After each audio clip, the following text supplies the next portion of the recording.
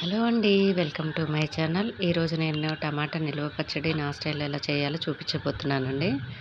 దీనికోసం నేను టమాటాలు 1/2 కిలో తీసుకున్నాను. వాటిని కడిగి ఆరబెట్టుకొని చిన్న చిన్న ముక్కలుగా కట్ చేసి పెట్టుకున్నానండి. ఇప్పుడు మందపాటి గిన్నె కానీ కడాయి కానీ తీసుకుని దాంట్లోకి మనం తీసుకునే పచ్చడికి సరిపడా ఆయిల్ వేసుకొని, ఆయిల్ వేడవగానే టమాటా ముక్కలన్నీ వేసుకొని, అలాగే ఒక 1/2 స్పూన్ పసుపు వేసుకోవాలండి. ఇవన్నీ బాగా కలుపుకోవాలి మిక్స్ అయ్యేలాగా. ఇప్పుడు మనం దీనికి మూత వేసి మగ్గించుకోవాలండి. ఒక 10 మినిట్స్ తర్వాత మనం మూత తీసి కలుపుకుంటుంటే ఇలా బాగా మగ్గడం కనిపిస్తుంది. ఈ పచ్చడి చాలా టేస్టీ అండ్ ఈజీగా కూడా ఉంటుందండి. ఇప్పుడు మగ్గేటప్పుడు మనం కాస్త అల్లం వెల్లుల్లి పేస్ట్, అలాగే నిమ్మకాయ సైజులో చింతపండు వేసుకోవాలి. చింతపండులో మనం వేసే ముందు నార, గింజ ఏది లేకుండా తీసుకోవాలండి. ఇవంతా బాగా కలిసేలా కలుపుకోవాలి.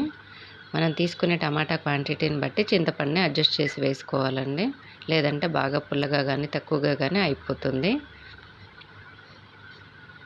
ఇలా అంతా బాగా కలిపి మరొక 5 మినిట్స్ తర్వాత మరొకసారి కలుపుకుంటున్నానండి. ఇదంతా అడుగు పట్టేలా ఇలా ఆయిల్ అంతా పైకి వచ్చేస్తుందండి మగ్గిపోయేసరికి. ఇప్పుడు మనం పొయ్యి ఆఫ్ చేసేసుకుని దీన్ని చల్లార్చుకోవాలండి. ఈ పచ్చళ్ళలోకి సరిపడా ఉప్పు వేసుకుంటున్నానండి. అలాగే కారాన్ని కూడా తీసుకున్నాను. మీరు మీ రుచికి సరిపడా అడ్జస్ట్ చేసి వేసుకోండి. అలాగే వెల్లుల్లి రెబ్బలు నేను తీసుకునేది చాలా తక్కువ క్వాంటిటీ కాబట్టి దానికి తగ్గట్టుగా వేసుకుంటున్నాను. ఇప్పుడు ఇవన్నీ బాగా కలిసేలా కలుపుకోవాలి. ఉప్పు, కారం, వెల్లుల్లిపాయలు.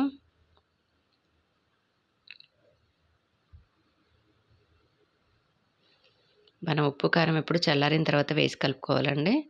దీంట్లోకి నేను పోపు వేసి కలుపుతున్నానండి.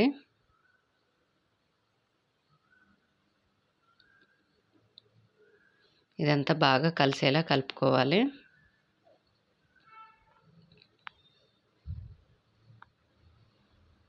ఇదంతా బాగా కలిసిపోయిన తర్వాత దీన్ని మొత్తం చల్లార్చాక నేను పోపును కూడా చూపిస్తున్నానండి. దీనికోసం ఒక చిన్న గిన్నె తీసుకొని 1 టేబుల్ స్పూన్ ఆయిల్ వేసుకొని, ఆయిల్ వేడవగానే ఆవాలు, జీలకర్ర, అలాగే తాలింపులోకి వెల్లుల్లి రెబ్బలు వేసుకొని నలగొట్టుకొని వేసుకోవాలండి. ఇవన్నీ ఫ్రై అయిన తర్వాత లైట్గా ఇంగువ వేసుకోవాలి.